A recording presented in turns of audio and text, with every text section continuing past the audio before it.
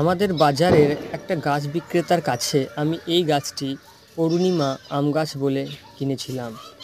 তবে আমি এখনও সন্দেহের মধ্যে আছি, এই গাছটি অরুণিমার আম গাছ নাকি অন্য কিছু।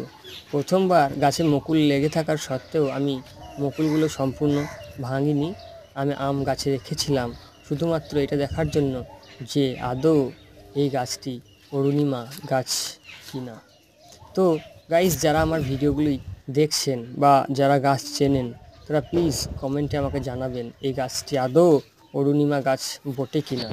কারণ পুষা অরুণিমা গাছ আম অনেকটা বেগুনি কালার, লাল কালারের হয়।